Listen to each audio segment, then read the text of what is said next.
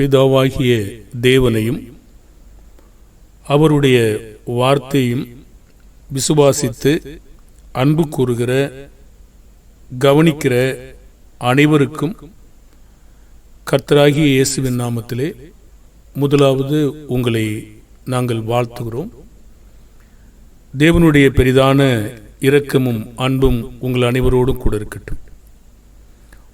ஒவ்வொரு தேவனுடைய வார்த்தைகளும் உங்களை கட்டுவிக்கும் என்று மெய்யாகவே நம்பிக்கொண்டு இருக்கிறோம். தேவன் அவருடைய வார்த்தையின் வல்லமையை நமக்கு வெளிப்படுத்தியிருக்கிறபடியினாலே அதை நாம் சொல்லுவதிலே மகிழ்ச்சியாக இருக்கிறோம். நாம் தேவனை மெய்யாகவே சேவிப்பதை பற்றி பார்த்து கொண்டிருந்தோம். அதிலே கடந்த பாடத்திலே கலாத்தியர்களின் சேவை மனிதனை பிரியப்படுத்தினதா தேவனை பிரியப்படுத்தினதா என்று பார்த்தோம். அவர்களின் சேவை பலன் கொடுத்ததா அல்லது தேவனிடத்தில் இழந்து போன வேலையா இருந்ததா என்றும் கவனித்தோம். அதன் பிற்பாடு கொலோசியர்கள் வேலையை பற்றி பார்த்தோம். அவருடைய சேவையும் பலன் கொடுத்ததா அல்லது அது இழந்து போன வேலையா இருந்ததா என்பதை கடந்த பாடத்திலே பார்த்தோம். நாம் முடிவாக நமது விருப்பத்திற்கு ஒருபோதும் தேவனை சேவிக்க கூடாது. கர்த்தருக்கு பயந்து அவருடைய விருப்பம் அவருடைய சித்தம் என்னவோ அதை பற்றி தான் நாம் அப்படி சேவிக்கும் பொழுதுதான் அதிகமான அவரிடத்திலிருந்து பலனை பெற்றுக்கொள்வோம். இந்த வாரத்திலே தேவனை சேவிக்கிறவர்கள் முதலாவது அவர் என்ன விரும்புகிறார் என்பதை கவனிப்பார்கள். இரண்டாவது, அவர்கள் அவரை சேவிக்கிற தாசர்களாக இருக்கிறபடியினால் ஒவ்வொரு முறையும் தேவனுக்கு பயந்து நியாயத்தீர்ப்புக்கு பயந்து தேவன் என்னை எப்பொழுதும் காண்கிறார் என்று பயந்து வேலை செய்வாங்க. அப்படிப்பட்டவர்களுடைய இருதயத்தில் என்ன இருக்கும் என்றால் அவர்கள் மனுஷனுக்கு பார்வைக்காக ஊழியம் செய்ய மாட்டார்கள். நான் இப்பொழுது வாசிக்க போகிற வசனமானது எஜமானுக்கும் வேலைக்காரனுக்குரிய வசனம். நாம் தேவனை சேவிப்பதற்காக அதை பொருத்தி பார்க்கிறோம். எபேசியர் 6:7-8 மனுஷருக்கு பிரியமாயிருக்க விரும்புகிறவர்களாக பார்வைக்கு ஊழியம் செய்யாமல் கிறிஸ்துவின் ஊழியக்காரராக மனப்பூர்வமாய் தேவனுடைய சித்தத்தின்படி செய்யுங்கள். அடிமையானவனானாலும் சுயாதீனம் உள்ளவனானாலும் அவனவன் செய்கிற நன்மையின்படியே கர்த்தரிடத்தில் பலனை அடைவான் என்று அறிந்து மனுஷருக்கென்று ஊழியம் செய்யாமல் கர்த்தருக்கென்று நல் மனதோடு ஊழியம் செய்யுங்கள். கர்த்தருடைய சகோதரனாய் இருந்து அவருக்கு நாம் வேலை செய்தாலும் சரி, பிதாவாகிய தேவனுக்கு சேவை செய்தாலும் சரி, கிறிஸ்துவின் ஊழியக்காரராக அவரை நாம் பணியாற்றினாலும் சரி, முதல் கருத்து மனுஷன் என்னை காண்கிறான் அவனுக்கு பிரியமா இருக்கணும் அப்படிங்கிற ஒரு தாட்ஸை நம்ம விட்டுட்டு பார்வைக்கு ஊழியம் செய்யாம எப்போதுமே பார்வைக்கு ஊழியம் செய்வோமானால் அது இழந்து போன வேலையாத்தான் இருக்கும். மனப்பூர்வமாய் தேவனுடைய சித்தம் அதாவது விருப்பம் அவருடைய தீர்மானம் என்னவென்று அறிந்து அதன்படி செய்யும் போது ஏற்றுக்கொள்ளப்படியா இருக்கும். ஏன்னா அப்படி நம்ம செய்யும் போது யாரா இருந்தாலும், அடிமையானவனா இருந்தாலும் சரி, சுயாதீனம் உள்ளவனா இருந்தாலும் சரி, அவனவன் செய்கிற நன்மையின்படியே கர்த்தரிடத்தில் பலன் அடைவான் என்று முதலாவது நாம் அறிந்திருக்கணும். அதனால தேவன் என்னை காண்கிறார் என்று பயந்து மனுஷருக்காக மனுஷனை பிரியப்படுத்த ஊழியம் செய்யாம கர்த்தருக்கென்று ஒரு நல்ல மனதோடு நாம் என்ன செய்யணும்? ஊழியம் செய்யணும். இதே வசன பகுதி கொலோசையில் இருக்கிறது. அதை நாம் வாசிப்போம். கொலோசையர் 3:22-25 வரைக்கும், வேலைக்காரரே சரீரத்தின்படி உங்கள் எஜமான்களாயிருக்கிறவர்களுக்கு எல்லா காரியத்திலேயும் கீழ்ப்படிந்து நீங்கள் மனுஷருக்கு பிரியமாயிருக்க விரும்புகிறவர்களாக பார்வைக்கு ஊழியம் செய்யாமல் தேவனுக்கு பயப்படுகிறவர்களாக கபடமில்லாத இருதயத்தோட ஊழியம் செய்யுங்கள். ஏன் அப்படி செய்யணும்? நீங்கள் கர்த்தராகிய கிறிஸ்துவை சேவிக்கிறதினாலே சுதந்திரமாகிய பலனை கர்த்தரால் பெறுவீர்கள் என்று அறிந்து எதை செய்தாலும் அதை மனுஷர்களுக்கென்று செய்யாமல் கர்த்தருக்கென்று மனப்பூர்வமாய் செய்யுங்கள். யாரெல்லாம் அநியாயம் செய்றாங்களோ அநியாயத்துக்கு ஏற்ற பலனை அடைவான். தேவன்கிட்ட பட்சபாதமே இல்லைன்னு சொல்றார். சரி, அப்போ முதல் கருத்தானது தேவன் என்னை காண்கிறார் என்று தேவனுக்கு பயந்து நாம் சேவிக்கணும். அவர்கள் எங்கிருந்தாலும் சரி, நிச்சயமாக தேவன் என்னை கவனித்துக் கொண்டிருக்கிறார். நான் பயம் எனக்குள் இருக்கும்போது, அது தேவ பயம் இருக்கிற பொழுது, நான் சங்கீதம் 34 10 சில வசனங்களின்படி தீமையை விட்டு நான் விலக்குவேன். சங்கீதம் 33 14 15 வாசிப்போம். தாம் வாசமாயிருக்கிற ஸ்தானத்திலிருந்து பூமியின் குடிகள் எல்லார் மேலும் கண்ணோக்கமாயிருக்கிறார். அவர்களுடைய இருதயங்களை எல்லாம் அவர் உருவாக்கி அவர்கள் செய்கைகள் எல்லாம் கவனித்திருக்கிறார். அவர் பிரசங்கி 12 13 14 காரியத்தின் கடைத்தொகையை கேட்போமாக தேவனுக்கு பயந்து அவர் கற்பனைகளை கைக்கொள், எல்லா மனுஷர் மேல் விழுந்த கடமை இதுவே. எதுக்காக? ஒவ்வொரு கிரியையும் அந்தரங்கமான ஒவ்வொரு காரியத்தையும் நன்மையானாலும் தீமையானாலும் தேவன் நியாயத்திலே கொண்டு வருவார் என்பது அறிந்து பயத்தோட வேலை செய்யணும். ஒரு உதாரணம் சொல்லுவோமே, இப்படி தேவன் என்னை காண்கிறார் என்ற பயம் இருக்கிற சில நிறைய உதாரணங்கள் இருக்கிறது.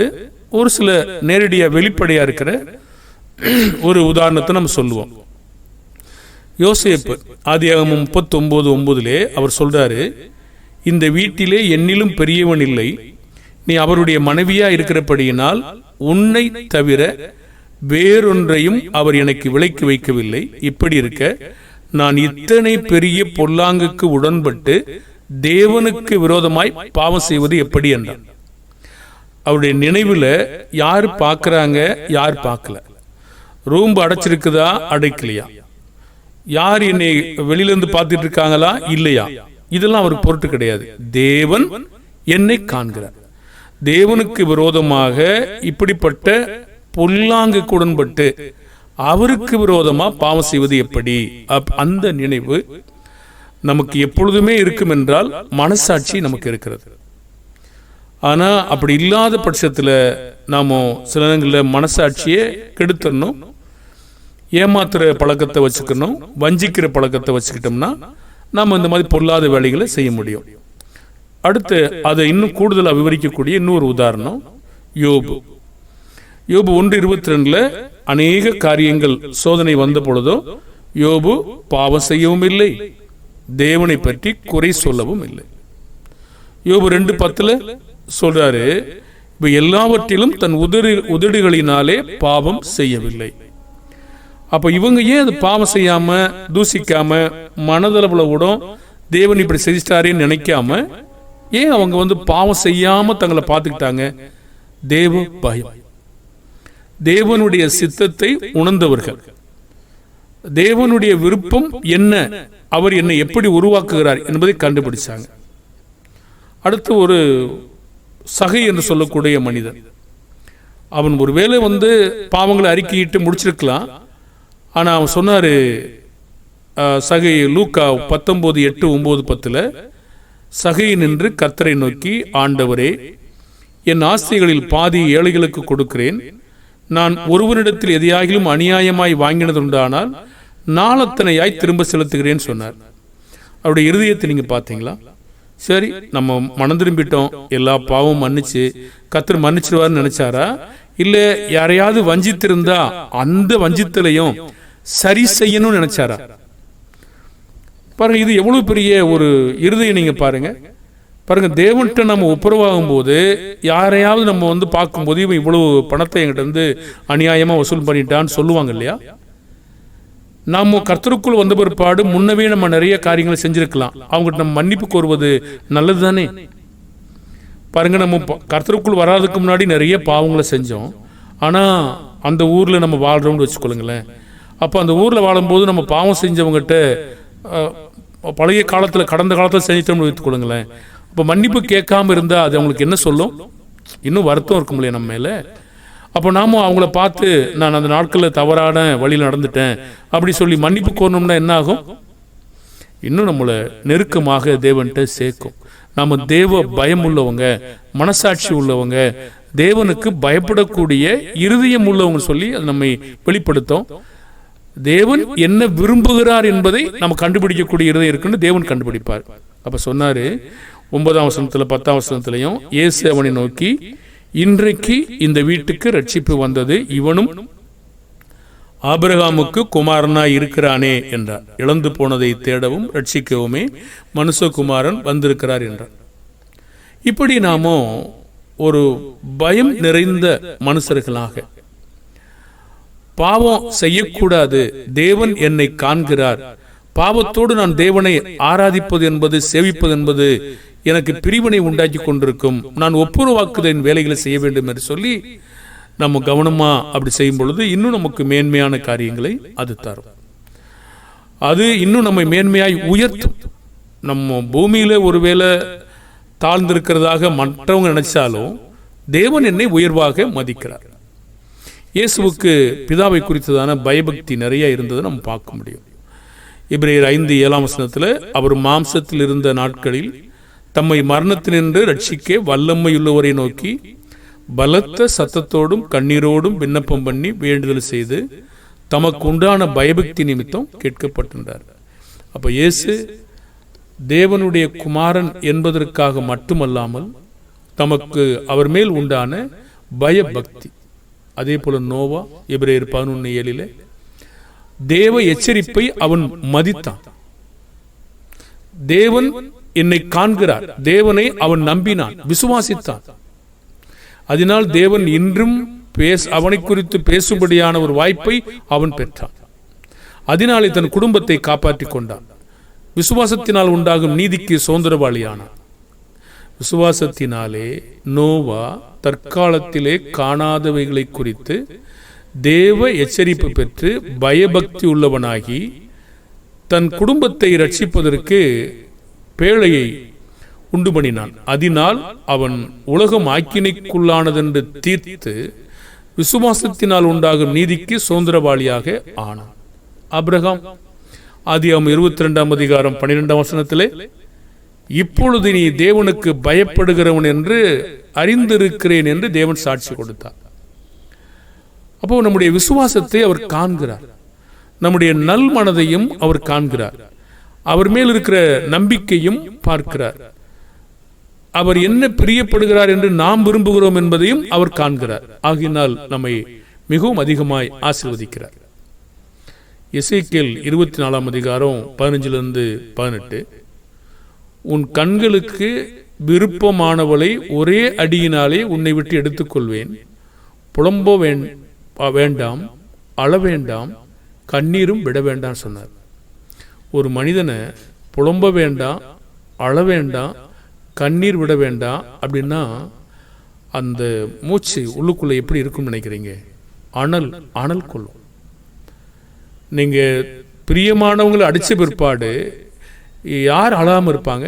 கண்டிப்பா சத்தம் போட்டு அழணும்னு தோணும், புலம்பணும்னு தோணும், பாருங்க கண்ணீர் விடணும்னு தோணும். இதெல்லாம் வேண்டான்றார். அதை படிப்போமே. எசேக்கியேல் 24:15-18, பின்னும் கர்த்தருடைய வார்த்தை எனக்கு உண்டாகி அவர், மனுபுத்திரனே, இதோ நான் உன் கண்களுக்கு விருப்பமானவளை ஒரே அடியினாலே உன்னை விட்டு எடுத்துக்கொள்வேன், ஆனாலும் நீ புலம்பாமலும் அழாமலும் கண்ணீர் விடாமலும் இருப்பாயாக. ஒரு ஆப்ஷன் கொடுத்திருக்கார், அது போதும் தான் நினைக்கிறேன். அலறாமல் பெருமூச்சு விடு, அது உங்களுடைய துக்கத்தை நிச்சயமா ஆற்றும். இழவு கொண்டாட வேண்டாம். உன் பாகையை உன் தலையிலே கட்டி உன் பாதரட்சையில் உன் பாதங்களை தொடுத்துக்கொள். உன் தாடியை மூடாமலும் துக்கம் கொண்டாடுகளின் அப்பத்தை புசியாமலும் இருக்க கடவா என்றார். விடியற்காலத்தில் நான் ஜனங்களோட பேசினேன். அன்று சாயங்காலத்தில் என் மனைவி செத்து போனால் எனக்கு கட்டளையிட்டபடியே விடிய காலத்தில் செய்தேன் சொன்னார். அந்த வார்த்தையை கவனிக்கிறீங்களா? எனக்கு கட்டளை இட்டபடியே விடிய காலத்தில் செய்தேன். ஒரு தேவனுக்கு பணியாற்றக்கூடிய தீர்க்கதரிசிகள், தேவனுக்கு பணியாற்றக்கூடிய தேவனுடைய மனுஷர்கள் இவ்விதமான காலகட்டத்திலும் எனக்கு கட்டளையிட்டபடியே செய்தேன். அப்படியானால் இவர்கள் தங்களுக்காக ஏதாவது வாழ்ந்தது மாதிரி தெரியுதா?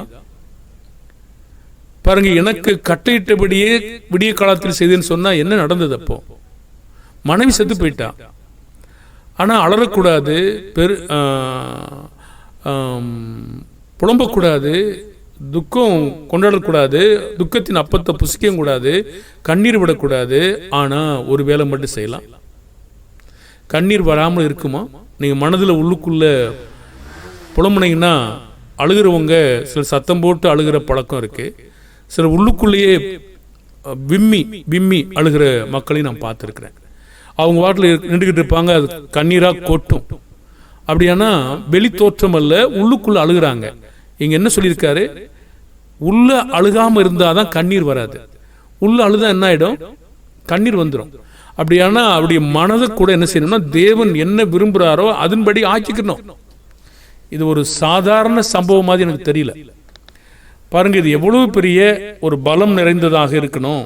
அப்படியான தேவனுக்காக இந்த தீர்க்கதரிசி எவ்வளவு சரியாக எச்சரிக்கையாக பயத்தோடு இருந்திருக்கிறார் என்பதை பாருங்கள். இப்பெல்லாம் இன்னைக்கு யாராவது நம்ம சொன்னா கேட்போமா? பாருங்க, பேசுறதுக்கு நல்லா இருக்கலாம், கேட்போமா? முதலாவது நம்மை ஒரு சோதிச்சு பார்ப்போம். இந்த மாதிரி தங்களுடைய விருப்பங்களை விட தேவனுடைய விருப்பத்தை தேவன் என்னை காண்கிறார். பாருங்க, நம்ம இருதயத்தையும் நம்முடைய மனதையும் நம்ம நினைச்ச உடனே கண்டுபிடிச்சுவார். அப்ப நம்ம வெளியே கண்ணீர் விடாம இருக்கலாம், உள்ளுக்குள்ள அழுதம்டா கண்ணீர் வெளியே வந்துடும். பாருங்க, அது உங்களுக்கு அனுபவத்தில் இருக்கலாம். ஆனா உள்ளுக்குள்ள நீங்க விளங்கும் போது மூக்கு அடைச்சிரும், கண்ணில் தண்ணி வந்துடும், தானா கொட்டிடும். அது நீங்க கலங்கி போயிடுவீங்க. அதை கூட அவர் செய்ய முடியாது. கண்ணீர் விடக்கூடாதுன்னா எப்படி அழ முடியும்? உள்ளுக்குள்ள அழுதா வெளியே வந்துருமே, கண்ணீர் வந்துருமே. நீங்க அடக்க கண்ணீர்ல இருந்து எப்படி வெளியே வரவிடாம ஆக்குவீங்க? பாருங்க, தேவனை சேவிக்கிற அன்பான தேவனுடைய பிள்ளைகளே, இவ்விதமாய் நாம் தேவனுக்கு வாழ கற்றுக்கொண்டிருக்கிறோமா? தேவனுடைய பிள்ளைகளா இருக்கிற நாமோ தேவனை சேவிப்பதிலும் தேவனுக்கு பணியாற்றவும் தேவனுடைய விருப்பத்தை நிறைவேற்றவும் நாம் இவ்வளவு பக்குவம் அடைந்திருக்கிறோமா? ஆனா கண்டிப்பா வளர முடியும். அவர் மனிதன் என்றால் நாமும் மனிதன் தான், நிச்சயமாக முடியும். எசேக்கியேல் 4ஆம் அதிகாரம் 3-5 390 நாட்கள் ஒரு தீர்க்கதரிசி இடது பக்கமாய் ஒருக்களித்து படுக்க வேண்டும். அது ஒரு காரியம், ஒரு அடையாளம் இஸ்ரவேல் மக்களுக்கு சொல்லுவதற்காக.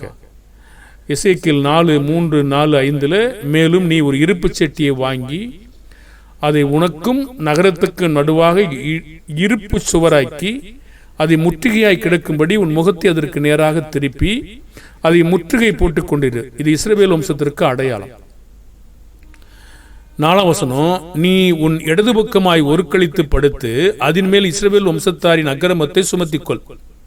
நீ அந்த பக்கமாய் ஒருக்களித்திருக்கும் நாட்களின் லக்கத்தின்படியே அவருடைய அக்கிரமத்தை சுமப்பாய்.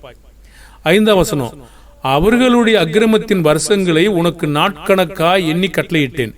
390 நாட்கள் வரைக்கும் இஸ்ரவேல் வம்சத்தாரின் அக்கிரமத்தை சுமக்க வேண்டும். 4:6 வலது பக்கமாய் ஒருக்களித்து 40 நாள், ஒவ்வொரு வருஷத்திற்கு பதிலாக ஒவ்வொரு நாள். எசேக்கியேல் 4:6 நீ இவைகளை நிறைவேற்றின பின்பு மறுபடியும் உன் வலது பக்கமாய் ஒருக்களித்து யூத வம்சத்தாரின் அக்கிரமத்தை 40 நாள் வரைக்கும் சுமக்க வேண்டும். ஒவ்வொரு வருஷத்துக்கு பதிலாக ஒவ்வொரு நாளை உனக்கு கட்டளையிட்டேன். பாருங்கள், இந்த காட்சிகள் எல்லாம் அதிகமான பாடுகள். அப்படி இருந்த போதிலும் எசேக்கியேல் 4:7 திருப்பிய முகமும் திறந்த முகமும் நீ எருசலேமுக்கு முற்றுகை நேராக திருப்பிய முகமும் திறந்த புயமுமாக இருந்து அதற்கு விரோதமாய் தீர்க்கதரிசனம் சொல். 8ஆம் வசனம், மீண்டும் முற்றுகை நிறைவேறும் மட்டும் ஒரு புறத்திலிருந்து மறுபக்கத்தில் பொருளக்கூடாதபடி கயிறுகளால் கட்டுவேன் சொன்னார். நீங்க மனதளவோட நினைக்க முடியாது. எசேக்கியேல் 4:8, இதோ நீ அதை முற்றுகை போடும் நாட்களை நிறைவேறும் மட்டும் ஒரு பக்கத்திலிருந்து மறுபக்கத்தில் பொருளக்கூடாதபடிக்கு உன்னை கயிறுகளினால் கட்டுவேன் சொன்னார். எசேக்கியேல் 4:9 390 நாள் என்ன சாப்பாடு சாப்பிட வேண்டும் என்று சொன்னார். கோதுமையும்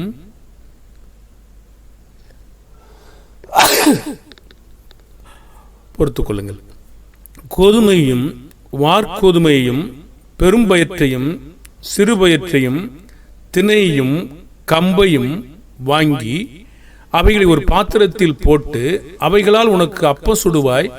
நீ ஒருக்களித்து படுக்கும் நாட்களுடைய லக்கத்தின்படியே 390 நாள் அதில் எடுத்து சாப்பிடுவாயாக என்று சொன்னார். அப்ப அவர்கள் படுத்திருக்கிற நாட்கள்ல எது தேவையான உணவு என்பதை சொன்னார். போஜனத்தின் அளவும் சொன்னார். எசேக்கியேல் 4:10, நீ சாப்பிடும் போஜனம் நாள் ஒன்றுக்கு 20 சேக்கல் நிறைய இருக்கும், அப்படியே நாளுக்கு நாள் சாப்பிடுவாயாக. தண்ணீர் அளவையும் சொன்னார். 11ஆம் வசனத்துல, தண்ணீரையும் அளவாய் ஹின் என்னும் படியிலே 1/6 பங்கை குடிப்பாய், அப்படி நாளுக்கு நாள் குடிப்பாயாக. 12ஆம் வசனம், அந்த வார்கோதுமை அடையை மனித கஷ்டத்தினால் கழிந்த வறட்டியினால் அவர்கள் கண்களுக்கு முன்பாக சுட சொன்னார்.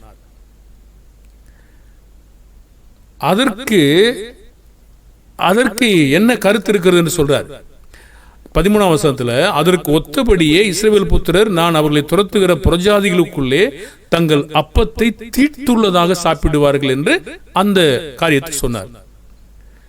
இந்த இடத்துல அவர் ஏன் என்று கேட்கவில்லைங்க, தேவனிடத்தில் கெஞ்சுகிறார். 4:14, அப்பொழுது நான் கர்த்தராகிய ஆண்டவரே, இதோ என் ஆத்துமா தீட்டுப்படவில்லை, தானாய் செத்ததையாவது பீருண்டதையாவது நான் என் சிறுவயது முதல் இதுவரைக்கும் சாப்பிட்டதில்லை. அருவருப்பான இறைச்சி என் வாய்க்குட்பட்டதும் இல்லை என்று சொன்னார். இது தேவன்கிட்ட கேள்வி கேட்கிறாரா, இல்ல கோபமா இருக்காரா, இல்ல யோனா மாதிரி எரிச்சலா இருக்காரா, இல்ல நான் தீட்டானது தேவனுக்காகவே பேசுறாரா? இதுவரைக்கும் அப்படி செய்தது இல்லையே அப்படி சொல்றார். தேவன் அதுக்காக மாத்துறார். 4ஆம் அதிகாரம் 15ஆம் வசனத்துல, மனிதன் தேவனை நோக்கி கெஞ்சும் போது தேவன் மாற்று ஏற்பாடு செய்கிறார். மாட்டுச்சாணி வரட்டி கொடுத்தார். அப்பொழுது அவர், என்னை நோக்கி பார், மனுஷ கஷ்டத்தின் வரட்டிக்கு பதிலாக உனக்கு மாட்டுச்சாணி வரட்டியை கட்டளையிடுகிறேன், அதனால் உன் அப்பத்தை சுடுவாயாக என்றார். இந்த காரியங்களாம் படிக்கும்போது இவர்கள் கர்த்தருக்கு பிரியத்தோடு பணியாற்றினார்கள், மனப்பூர்வமாய் பணியாற்றினார்கள். இவர்கள்தான் தேவனுடைய அடிமைகள், இவர்கள்தான் தேவனை மெய்யாய் சேவிக்கிறவர்கள். ஒருவேளை இந்த பாடங்களிலிருந்து இதைவிட குறைவா இயேசு பாடுபட்டார் என்று சிலர் சொல்றதாக நான் கேள்விப்பட்டிருக்கிறேன்.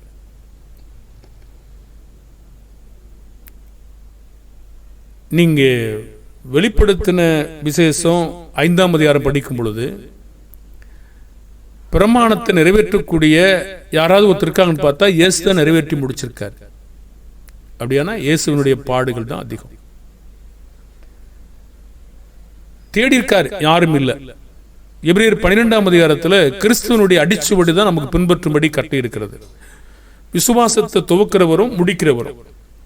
இப்ப நியாயப்பிரமாணத்தின்படி பவுல் தான் குற்றமில்லாத வாழ்ந்ததாக சொல்லப்படுகிறது. எசேக்கியேலோ எரேமியாவோ அப்படி வாழ்ந்ததாக தேவன் சாட்சி கொடுத்ததாக நீங்க பதிவுல காண முடியாது. அப்படியானா இப்படி நாம் நினைப்பது என்பது அதிக பாடுகள் போல காணப்படலாம். ஆனா இயேசுவுக்கு மேல இவங்களை நீங்க தூக்கி பிடிக்க முடியாது. ஏன்னா இயேசு அதற்கு மேல பாடுபட்டிருக்கார்.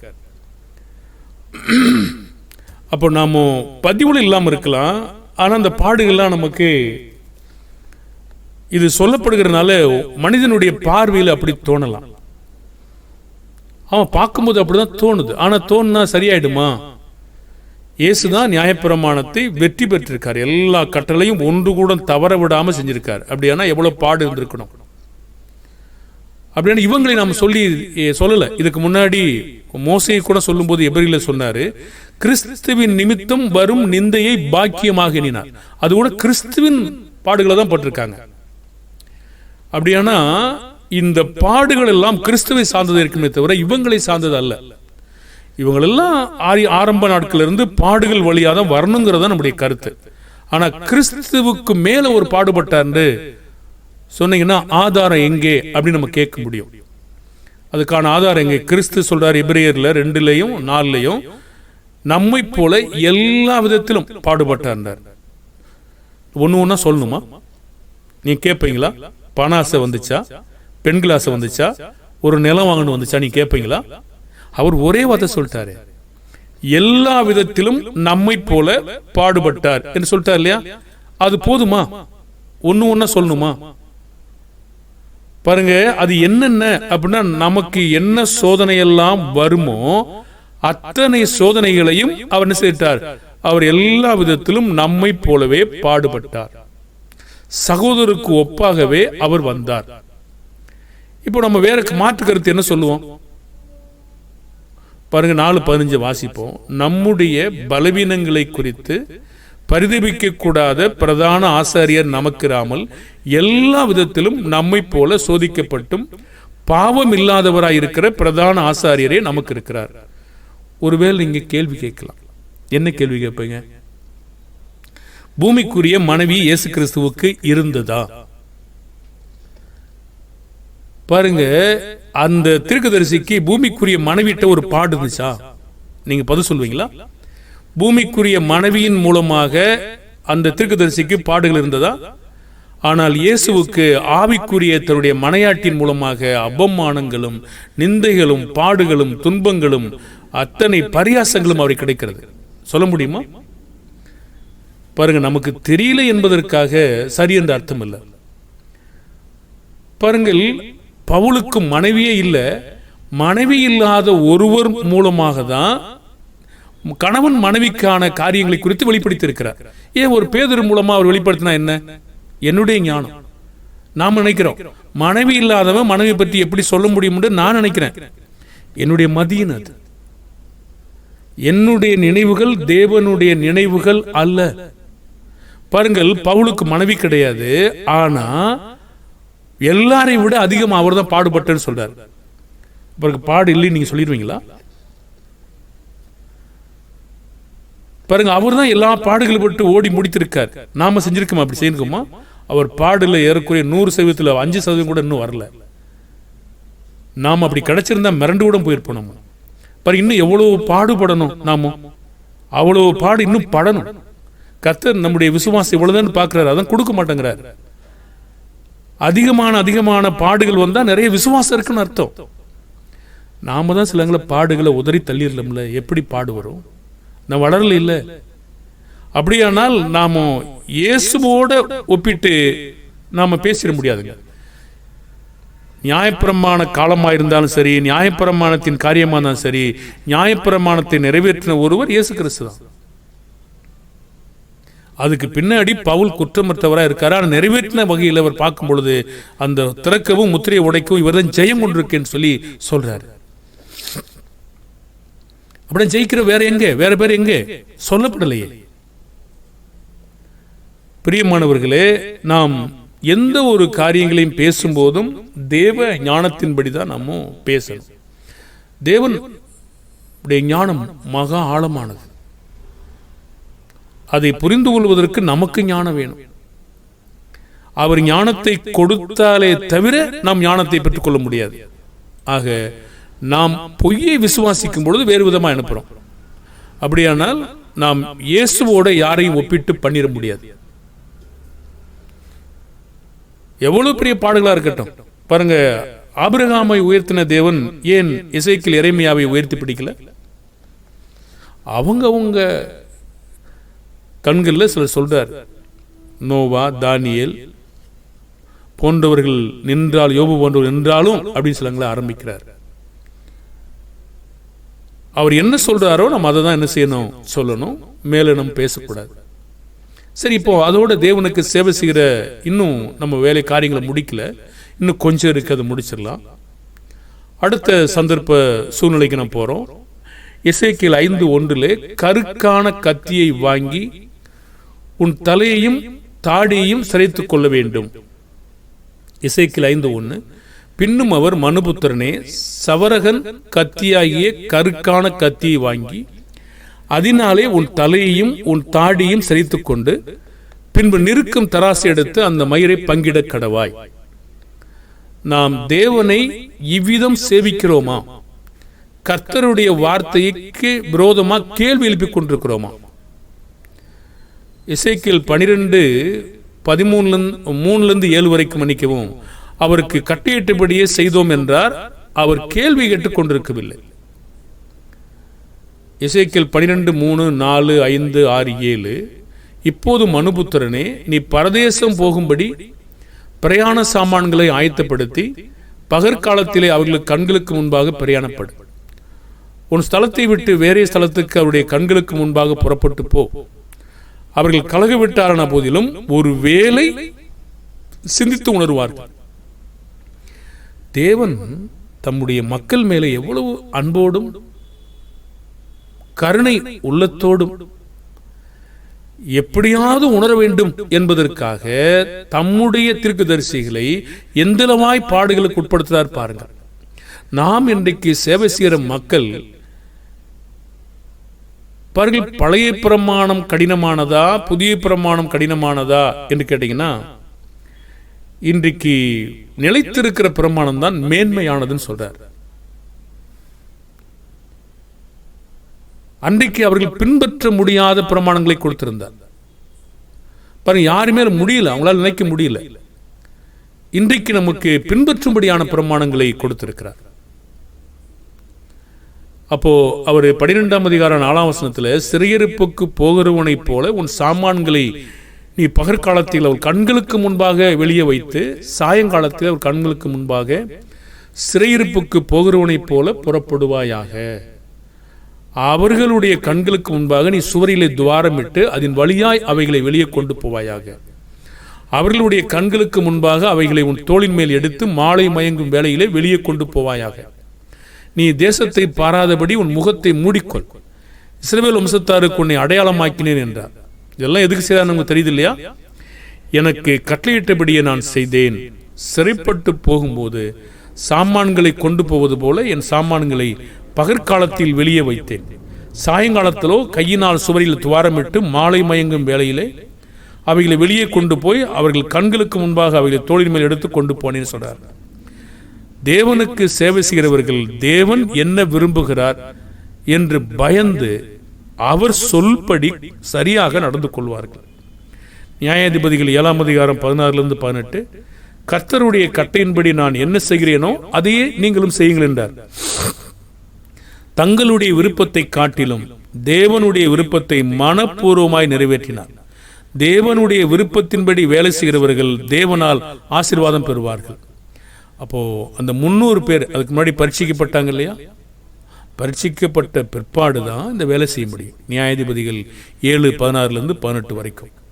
பிரியமானவர்களே, நாம் பார்த்த இந்த பகுதிகளெல்லாம் மனிதனுடைய பார்வையில மிகவும் அற்பமாகவும் ஏதோ ஒரு விதமான ஒரு பைத்தியமாக மனுஷனுடைய பார்வையிலே தோணும். ஆனால் தேவன் ஞானம் உள்ளவர். தம்முடைய வேலைகளை செய்கிற தாசர்களுக்கு அவர் கட்டளையிடும் பொழுது அப்படியே செய்திருக்கிறார்கள். இது நமக்கு இன்றைக்கு என்ன சொல்லுகிறது? தேவனுடைய சேவையை செய்கிறவர்கள் நம்முடைய விருப்பத்தை விட அவர் என்ன விரும்புகிறார் என்று பயந்து செய்யும்போது அவர்கள் இருதயத்திலும் மனதிலும் தங்கள் சரியாய் செய்வார்கள். பாருங்க, கண்ணீர் விடக்கூடாதுன்னா சாதாரண வேலையா தோணல. நீங்க நினைக்கும் போதே அழுகு வந்துடும் உங்களுக்கு.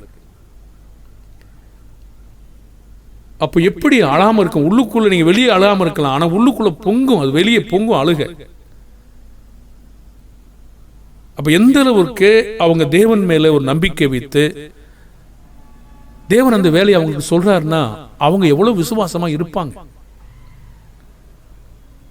எனக்கு இந்த விதமான ஒரு கடுமையான வேலையை தேவன் சொன்னார்னா என் மேல எவ்வளவு நம்பிக்கை வச்சிருக்கணும். யோபுக்கு அவர் இவ்வளவு வேலையை அனுமதிச்சிருந்தார்னா அவர் மேல எவ்வளவு நம்பிக்கை வச்சிருக்கணும். சாத்ராக் மேஷாக்கு அந்த 3 வாலிபர்களுக்கு அந்த கடுமையான தலை வரைக்கும் நெருக்கி கொஞ்சம் தான் இருக்கு, அந்த வேலையை முழுசும் கொடுத்தாருன்னா அவங்க மேல எவ்வளவு நம்பிக்கை வச்சிருப்பார். அப்ப அவங்களுடைய விசுவாசம் எவ்வளவு பெரிதா இருந்திருக்கிறது பாருங்க. விசுவாசத்தினாலே தான் அதான் செய்தாங்க. நம்முடைய விசுவாசம் வளர வேண்டும் என்று இது நமக்கு சொல்லுகிறது. பிரியமானவர்களே, அப்படி நாம் செய்வோமா? மெய்யாகவே ஆசீர்வாதமாக இருப்போம், ஆசீர்வதிக்கப்படுவோம். மற்றவர்களுக்கும் நாம் இன்னும் இந்த விதமாய் சொல்ல முடியும். பரலோகத்தில் வாசமாயிருக்கிற பிதாவே, இந்த நேரத்திற்காக நன்றி. பிதாவே, உமக்கு பணியாற்றுகிற ஒவ்வொரு பிள்ளைகளும் மனுஷனுக்கு பிரியமாயிருக்க விரும்புகிறவர்களாய் பார்வைக்கு வேலை செய்யாமல் தேவன் என்னை காண்கிறார் என்று பயந்து மனப்பூர்வமாய் வேலை செய்ய எங்களை தகுதிப்படுத்தும். கர்த்தரிடத்தில் பலனை பெற்றுக்கொள்கிற வேலை எங்களுக்கு செய்ய உதவி செய்யுங்க. கபடமில்லாத இருதயத்தோட வேலை செய்ய எங்களுக்கு உதவி செய்யுங்க. சுதந்திரமாகிய பலனை கர்த்தரால் பெற்றுக்கொள்வோம் என்று அறிந்து அதை கர்த்தருக்கென்று மனப்பூர்வமாய் செய்ய எங்களுக்கு உதவி செய்யுங்க. தேவனுக்கு பயப்படுகிறவர்களாக வேலை செய்ய எங்களை தகுதிப்படுத்தும்படியாக வேண்டிக் கொள்கிறோம். தேவன் எப்பொழுதும் எங்களை காண்கிறார், கவனித்துக் கொண்டிருக்கிறார், கண்ணோக்கமாயிருக்கிறார் என்ற பயம் எங்களுக்குள் இருப்பதாக, அந்தரங்கமான ஒவ்வொரு காரியங்களையும் காண்கிறார் என்று நம்ப எங்களுக்கு வேலை செய்யுங்க. யோசேப்பை போல இத்தனை பெரிய பொல்லாங்குக்கு உடன்பட்டு பாவம் செய்வது எப்படி என்ற பயத்தை எங்களுக்கு தாங்க. பிதாவினுடைய உதடுகளினாலும் வாயினாலும் பாவம் செய்யாதபடி பாதுகாத்துக் கொள்ளுங்க. நாங்கள் கர்த்தரிடத்தில் ஒப்புரவாகும் போது கடந்த கால பாவங்களையும் நாங்கள் யாருக்கு விரோதமாக செய்திருந்தால் நாங்கள் துணிகரமாக செய்யாதபடி இவைகளை உணர்ந்து கொண்டு பயத்தோடு இருக்க எங்களுக்கு உதவி செய்யுங்க. இயேசுவை போல பயபக்தியா இருக்க உதவி செய்யுங்க. நோவாவை போல எச்சரிக்கையா இருக்க உதவி செய்யுங்க. ஆபிரகாமை போல கர்த்தருக்கு பயந்திருக்க எங்களுக்கு உதவி செய்யுங்க. இந்த தீர்க்கதரிசிகளை பார்க்கிற பொழுது ஆச்சரியம் அடைகிறோம். பிதாவை, தேவனுக்காக இவ்வளவு பெரிய சேவை செய்திருக்கிற இந்த தீர்க்கதரிசிகள் ஆசீர்வதிக்கப்படுவார்களாக. இவைகள் எங்களுக்கு இன்னும் விசுவாசத்தை அதிகமாய் உற்சாகமூட்டுகிறது, எங்களை இன்னும் பலப்படுத்துகிறது. ஒவ்வொரு மக்களும் இப்படி தேவனை சேவிக்க மெய்யான சேவம், கர்த்தர் என்னை காண்கிறார் என்று பயத்தோடு சேவிக்க உதவி செய்யும்படியாய் கர்த்தராகிய இயேசுவின் நாமத்தில் செபிக்கிறோம் நல்ல பிதாவே, ஆமேன். வாழ்த்துக்கள் அன்பு தேவ பிள்ளைகளே. கர்த்தருடைய கிருபை உங்கள் அனைவரோடும் கூட இருப்பதாக. மீண்டும் ஒரு பாடத்திலே சந்திப்போமாக. நன்றி.